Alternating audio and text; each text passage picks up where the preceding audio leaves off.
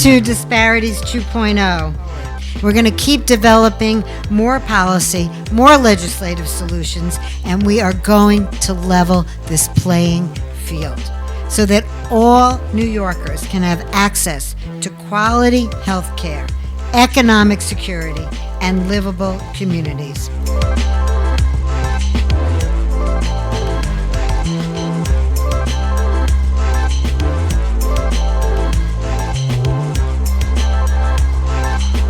Fighting high prescription drug costs is a top priority for AARP right now. Our new research shows how these high costs are especially harmful for people of color.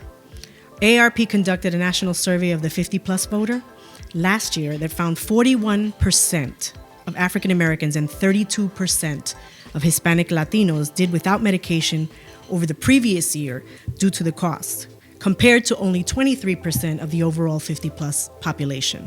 AARP research has found that Hispanic Latino caregivers spend 44% of their income out of pocket to care for loved ones each year. And African American Black caregivers spend 34% of their income on average. That compares to just about 14% by white family caregivers. Our research looked at something called high energy burden, which in plain language means you're paying more than 6% of your annual household income on utilities. That's the case for 24% of all households nationally, but it's higher for older Americans and significantly higher for older Americans of color. 34% of households with members over age 65, 40% of similar Hispanic households, and 47% of similar African American households. Nearly half are energy burden.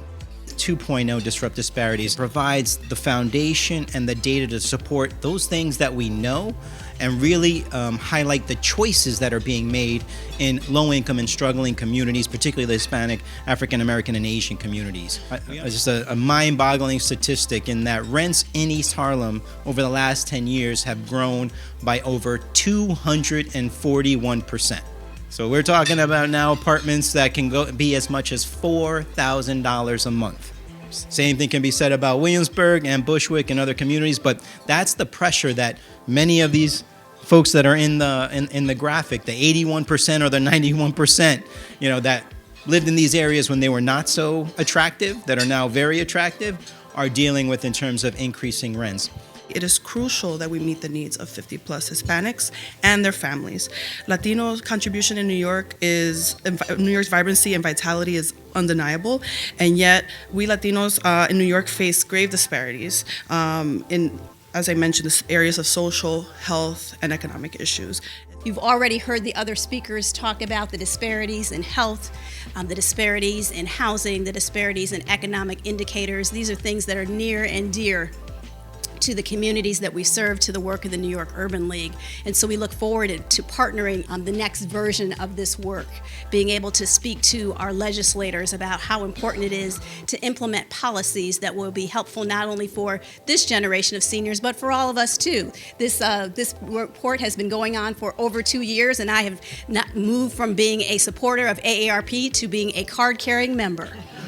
I really want to thank Beth and all of the partners that are here today. I think that the leadership that they've shown on this particular issue has been invaluable in helping advance the cause. We're really proud to work with our partners here today to improve the lives of the 50-plus population.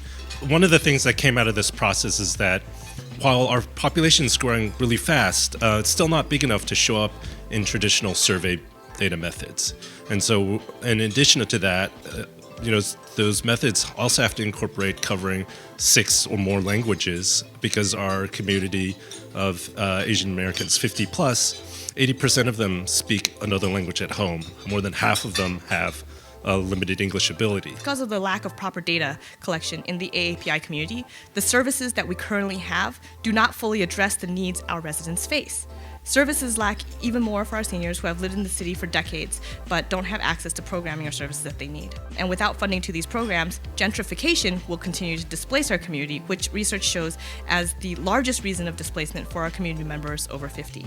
I am just pleased to join again with my colleagues, the Urban League, the Hispanic Federation. I think we join at the hip. I'm excited about the second phase of this because we are in challenging times now. And so you can count on the NAACP being a real partner, not just here for a press conference, but in the halls of Albany, where we must see that the policies and the legislation is done. Thank you so much.